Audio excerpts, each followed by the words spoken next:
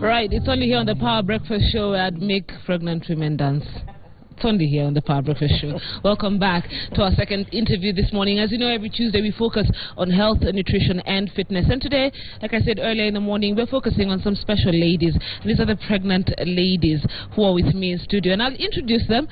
First and foremost, of course, is Janet Mbogwandichu. Very good morning to you. Hi, Kirigo. How are you? Fine, thank you. To be here. Thank you. Ticho Anjiko, Karibu Sana. Yes, dear. Thank you. Yeah, you'll tell us. And then we have two ladies there. There is Lucy in yellow, and there is Daisy. All right, very good morning to you, ladies. And then, of course, we have our nutritionist this morning. She's called Anne Muturi. Right. Grace Obole. I'm a bit confused. There are many guests this morning. Reproductive health nutritionist. And we won't talk about matters in nutrition on the show, as well as fitness. This math here will be used a bit later. Ladies, if you want to take a seat, don't worry. You can start going down. Project. Yeah, but then we have assistants, so don't worry. You'll be helped. But just quickly, let's find out. Janet, how many weeks are you? I'm 32.5 weeks. 32.5 yeah. weeks. Chajiko? I'm 34 days. 34 days. All right. Daisy? I'm 18th week. 18th week. Lucy? 35 weeks and 3 days. 35 weeks and 3 days. So you're all on the same range apart from one Daisy. Okay, no problem. So let's start with nutrition. And you can go in and help them. Don't worry. Don't worry. Yeah, let's sit and have a chit chat.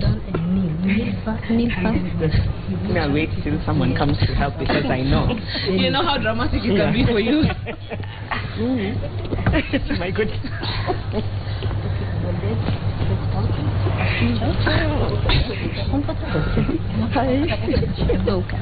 Wow. Okay. Are we all comfortable? Oh, yes. Oh, yeah. That's the most important thing. Okay. Let's move this side. Okay. All right. We'll give you a few minutes to catch your breath. Let me talk to the nutritionist. And the first question, let's get into it. It is said when you're pregnant, you eat for 2 people. Is that true? Yeah, it is true. Yes. And that is why most of the time we always advise pregnant mothers to increase their daily dietary So they intake. actually increase? Yes, you have to increase. You know, like when you are not pregnant, yeah, you are allowed around 2,200 kilocalories in a day. But when you get pregnant, then we have to increase that allowance with around 300 to 450. Oh, so not another 1,000 calories. No, That's about 300 calories. Yes, And to what's take the care of importance? the baby who is in the uterus. It's for taking care of the baby. Yes. Have you ladies started eating for 2 people? Have you been eating for 2 people? I've been eating for 1. I don't know, sometimes I find like there's different information. Yes. But I haven't been stingy with what I eat. I eat a pretty good amount of food. Okay. But I don't know how to overeat. So I'm still eating within my range. That's good. Actually, it's quite important that, okay, when we talk about maternal nutrition and especially in pregnancy and lactating mothers, the increment has to be there to take care of the breastfeeding, especially post-delivery, and also to take care of yourself. Yeah. You know, like right now, whether or not you'll eat, the baby will still get their share. Yes, exactly. From your stores. But it is important for you to keep replenishing the stores. So it's quite important that you have. What about you, ladies? I've been eating for maybe even 3. The body just doesn't show it, but I've been eating a lot. You've been eating a lot. Daisy? Normal. Is it going to change for her? Because she's the one who's at 4 months and everyone else is about 7, 8. Yeah, maybe we can talk later about it, but it's important that you also increase on the amount of calories and even proteins. At what point do you start increasing your food? The minute you discover you're pregnant, or is it a slow, gradual thing? You know, nutrition, pre-conception nutrition is quite important. So when you are well nourished, then you can enter this stage when you are in good health. Yes. So it is important also, even prior to conception, we have to eat healthy diet. Then during conception, I mean during pregnancy, it's also important that you eat healthy. And when we talk about health, we mean taking food from all the food groups. Yes. I think naturally, even in the 3rd trimester, like I'm way more hungry than I've ever been. So I find myself eating a lot. Me, I am definitely doing for 2 days. But what I'm doing is mostly I'm doing 2 portions. Door to door. I don't like at one time I'm like, everything. No, it's just to dog to dog. Yes. Yeah. What if you're having twins? What does that mean? Do you eat sex too? I mean, I'm just wondering. Okay, no, you'll still just eat for two. Okay. Yeah. They'll share the food in there. They'll share. Yeah, that's why we said previously that whether or not you'll eat, actually you'll only be doing injustice to yourself, but for the baby they'll still get from the stores that you have. Yes. Okay, now there's the issue of cravings. Do you experience any cravings, ladies? No, in fact, for me, I think I've just craved for the right foods. Now, by the way, it's not like Katinariga or I'm like, I'm doing I'm really trying not to crave for these things that are not going to help me with anything. Yeah. Which is very hard, by the way.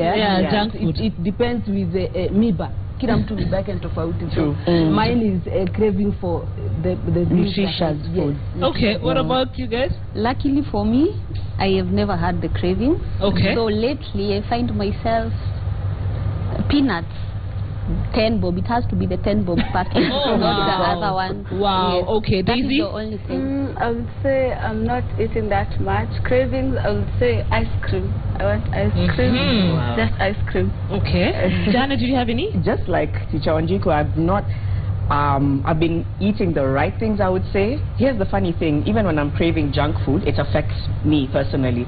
When I've had burgers or chips or pizza, I'm sick the whole day with heartburn and indigestion. So I've been craving a burger for 6 weeks, but I can't touch a burger right now. Yeah. So I still end up doing the usual rice and pumpkin and that kind of thing. So, Dr. how do we deal with cravings? And she's doing ice cream. That means she's craving sugar. Sugar. Yes. So what's going on there? Yeah, most of the time cravings come and it's as a result of lack of some nutrients, especially the minerals in the body. So when you are healthy, that's why we talk about pre-conceptual nutrition. When you are healthy, most likely you may not crave for these things. But most of the time you'll find that people crave, especially when they're lacking iron, calcium, in the body. So it is important also, as you get those cravings, it is important that you take things that are nutritious. So with the guidance of the nutritionist, they'll be able to guide you on the nutritious cravings that you can take instead of those non-nutritious substances. Yeah, so for example, like the ladies who normally crave for soil, it is especially because of lack of iron in the body. So for such, we always advise them to take liver. You can do a roasted liver. It always looks like mud, of course. Yeah, you can take like such. Yeah, for sugar, maybe it is because she's in the first trimester. Yes. So is it stronger in my first trimester? Yeah, it might be stronger, and as she moves on, it will just reduce. Okay. Yes. Then there are those but also it also helps, especially when it comes to morning sickness. Yes. Yeah, it helps when you don't take a lot of sugar. So yeah, sometimes. There are those who then start hating food. Some types of food. So you'd find I'm a person who used to love rice, but I can't stand rice now. You know, any of you experience that? Yes. Ooh, the first trimester was brutal. I couldn't even enter a kitchen. I literally couldn't be in a kitchen. I couldn't smell food. I couldn't smell onions fry. I couldn't smell any. I just couldn't stand the smell. I had to do a lot of soup, ugali, whatever I could, but I could not stand the smell of food. Chanjiko? Yeah, I didn't like onions. At all. And even now, I don't like githeri kabisa. I just don't want it. And you used to eat it before? But I used to. It was my favorite. Oh no. But Daisy? now it's not. Are you feeling anything yet? I can't eat. I'm selective. Like mom can cook, but I won't eat their food. I'll eat different ones. Okay. Cook rice, but then they'll eat ugali and skuma. Okay. Okay, you're expensive. I will not eat nyama choma, and that was my favorite. I could do a kg, but right now I can't wait for the baby to come so that I can have nyama. 2 questions for you, Dr. What is happening when they start hating food? My second question, she's very excited that the baby is coming, she'll be able to eat nyama choma. Will she go back to liking nyama choma? Actually, she may not. I thought so. I thought so. Yeah, she may not. You may just hate it for for like forever, yeah. Oh no. But to some extent, okay, there's normally there's some percentage that you may go back to it, yeah. So don't be discouraged. Okay. Yeah, but for the likings and dislikes, it happens, especially a lot in the first trimester. But as you continue progressing with the pregnancy, it subsides. Okay. Yeah, it's unfortunate that few of us, a small percentage of the pregnant women, may go with it up to the last minute. But actually, we keep advising, eat healthy, eat healthy. As much as you may like some other foods and you don't like others, at least it is good that when we are talking about things like energy-giving foods, we are not only talking about ugali. So when you hate ugali, you can still like rice. When you hate rice, you can still like cassava or potatoes or chapati. Yeah, so at least we have a diversified diet, yeah, which we can choose from. Okay. Yes. We talked about morning sickness briefly, and it tends to disorient the pregnant woman in the sense that she can't eat, she doesn't like, whatever is going into her mouth. How do you advise, not these ladies that die with that phase, but Daisy and the others who are watching, how would they deal with that? Morning sickness normally comes, of course, in the first trimester. It's important that you take mostly dry foods, yeah. So you can do like roasted foods, baked foods.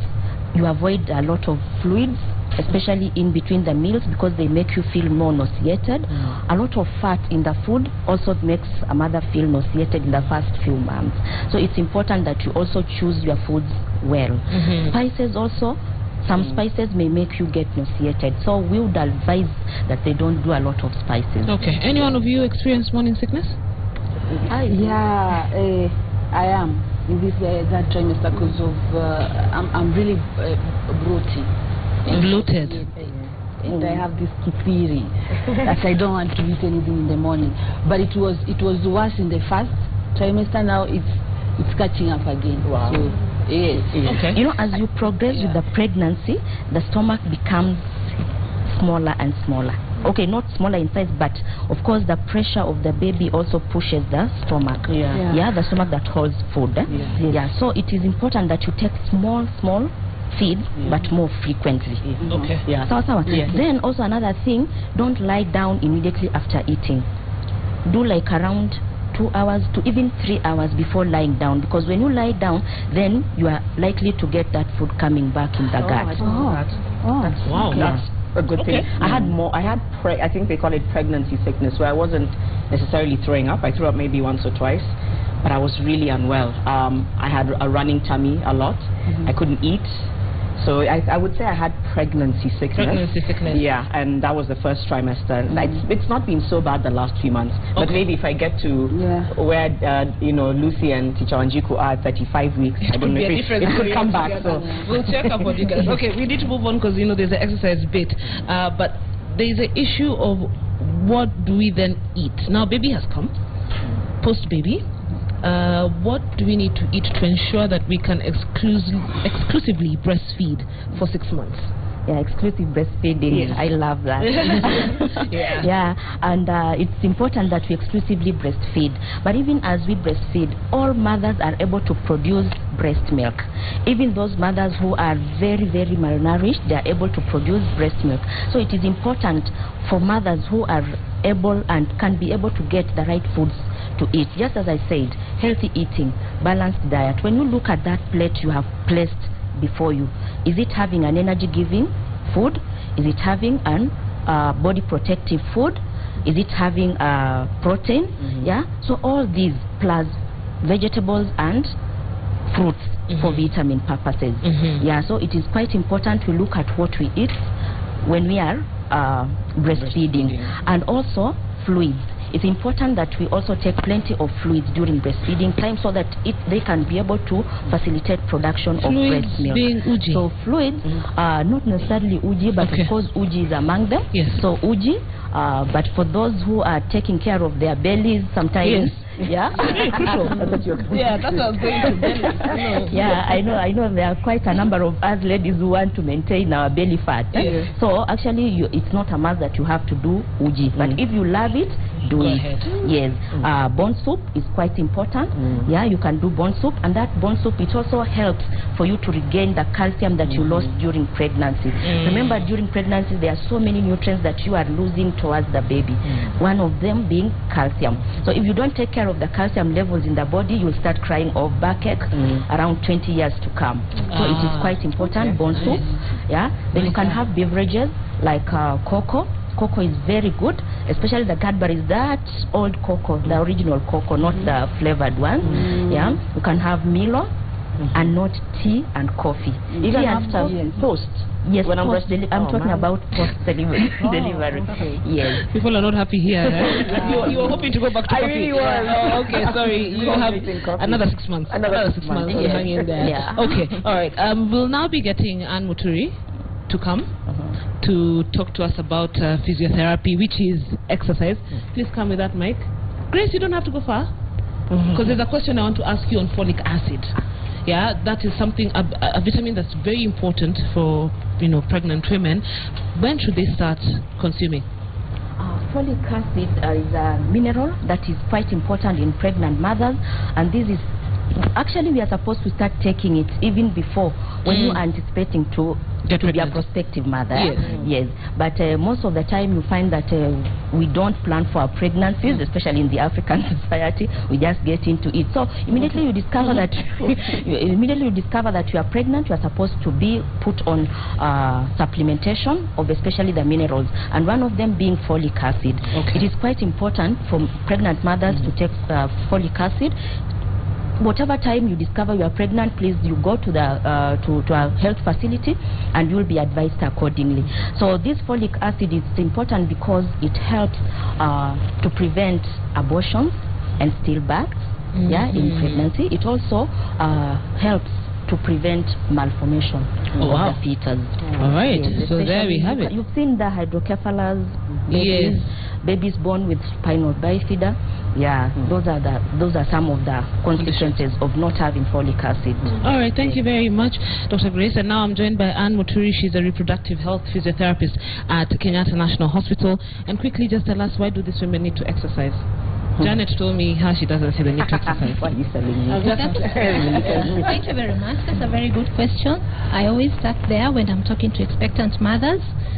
Why exercise? Exercises are very important because you are now your body is getting bigger as you grow, as the pregnancy grows, and then the muscles relax, the body just relaxes and lets go. So we need to keep the body active. You're going to go through delivery and you're going to need different positions. We need to have all the joints very active, all the joints very flexible, so that you're able to assume any position during delivery.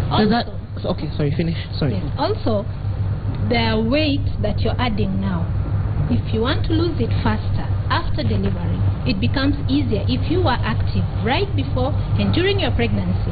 So if that weight is to come down faster, you have to be very active and you have to have had exercises before pregnancy and then shortly after pregnancy. Okay. Please hold your mic, I'm being told.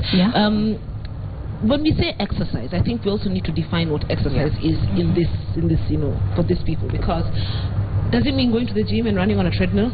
No.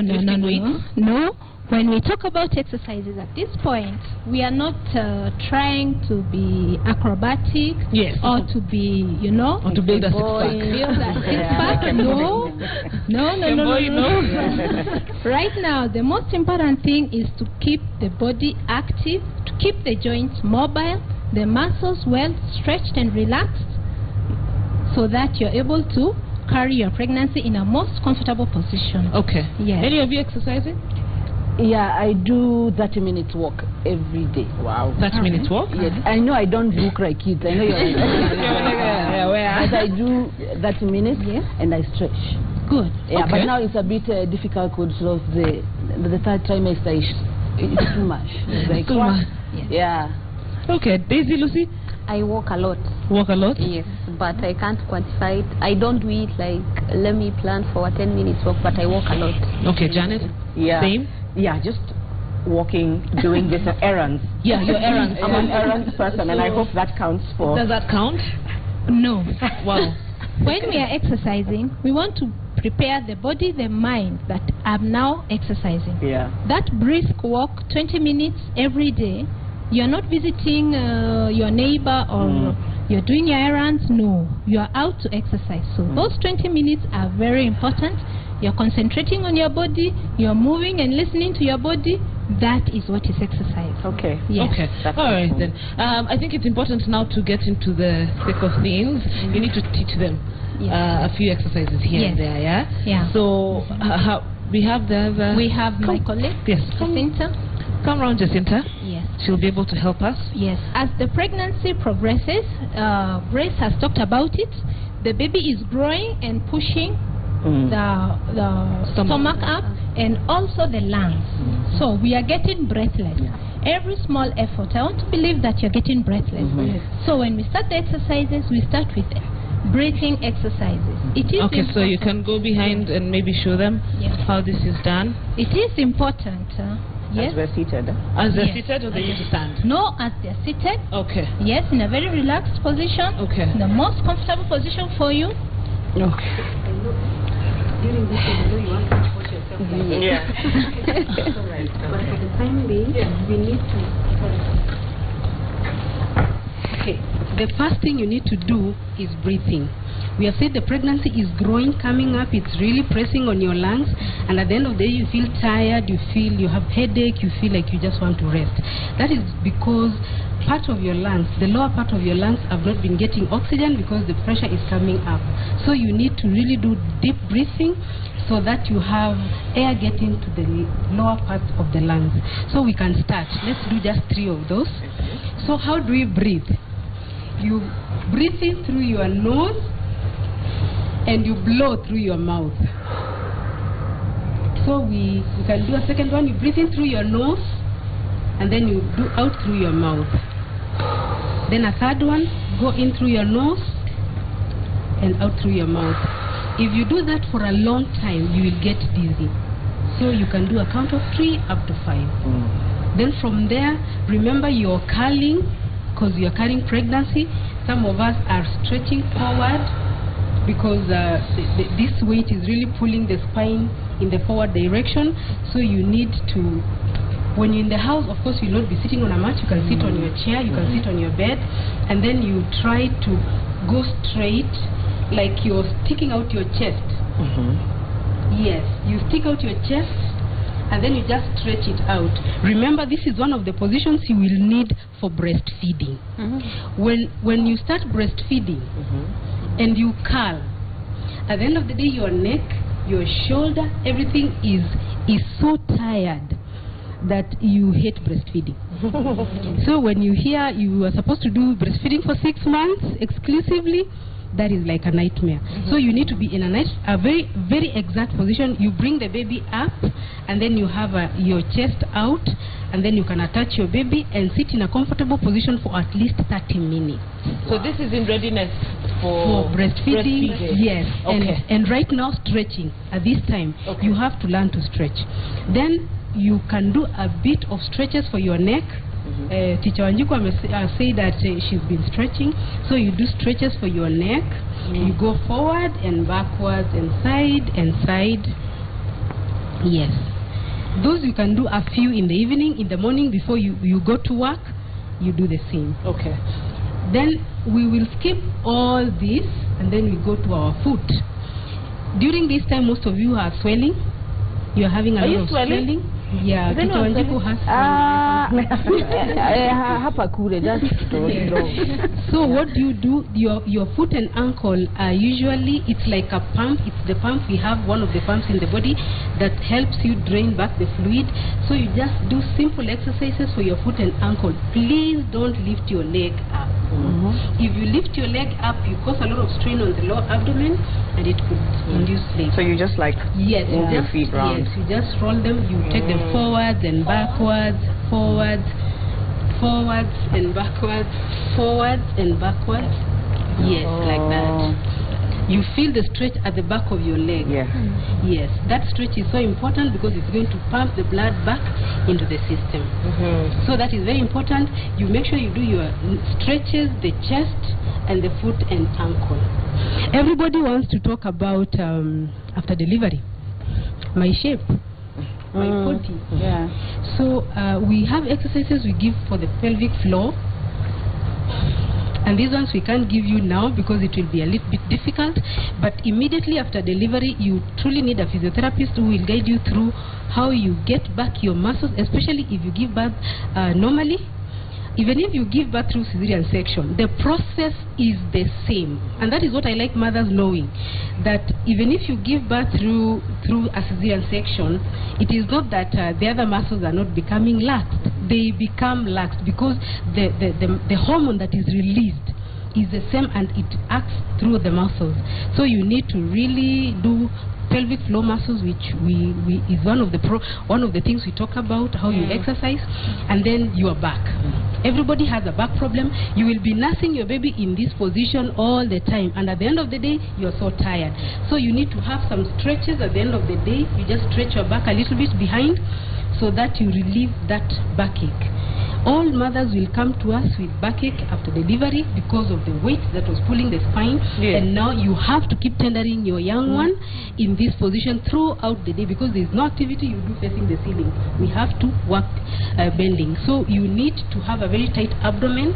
So once you deliver, we teach you how to exercise your abdomen, the pelvic floor muscles and the buttock muscles. They are so important in maintaining all this. Thank you. Let me ask you something. Now, most of them, Daisy has benefited from this.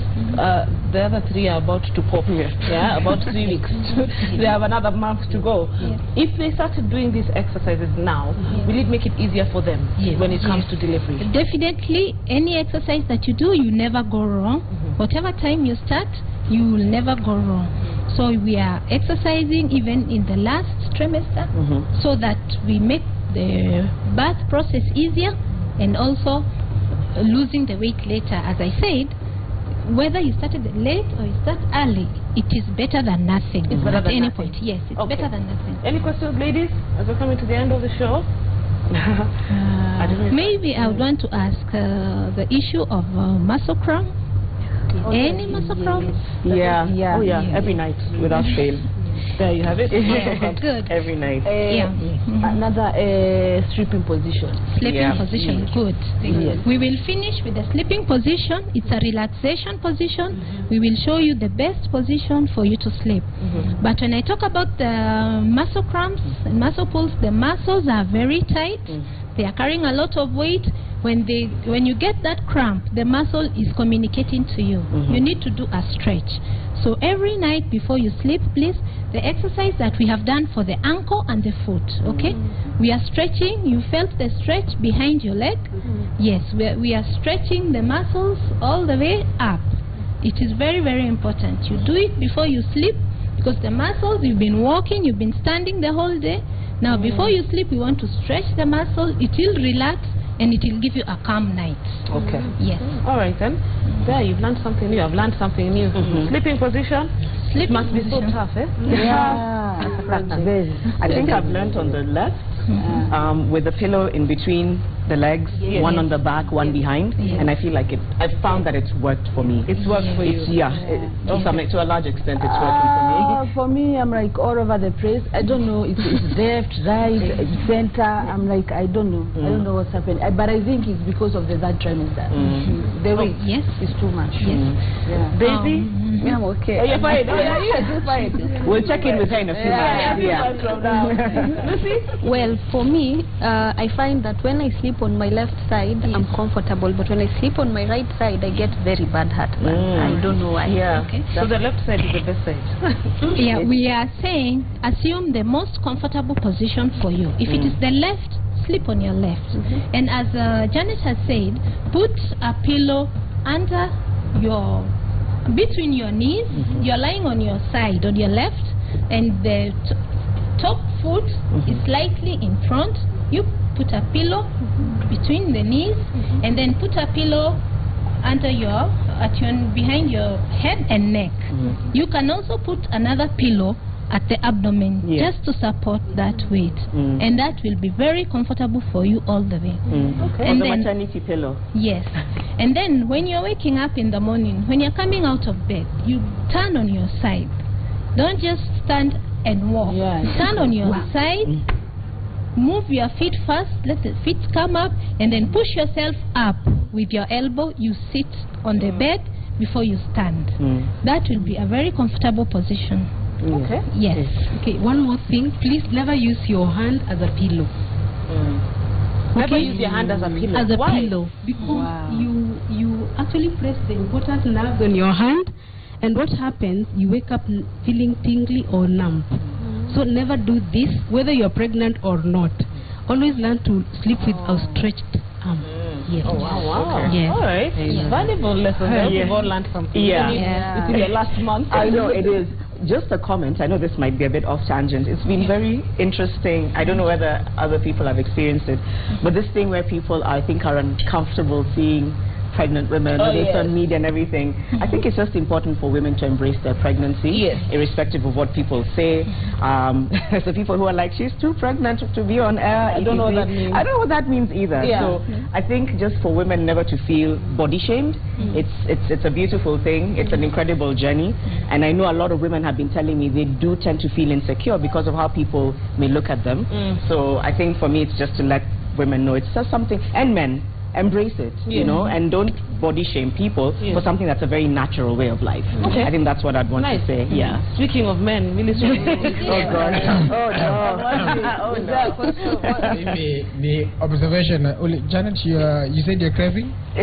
No, I'm not really. Although it hit me on Kirigo after she asked me, I really like peanut butter right now, but I don't really have any major cravings. But I've been yearning a burger for 6 weeks, but I can't have burger for 6 weeks. Teacher Anjiko?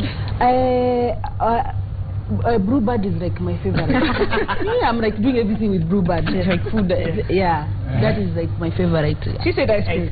Ice cream. And 10 bob peanuts. Jungu karanga. I think I'm pregnant.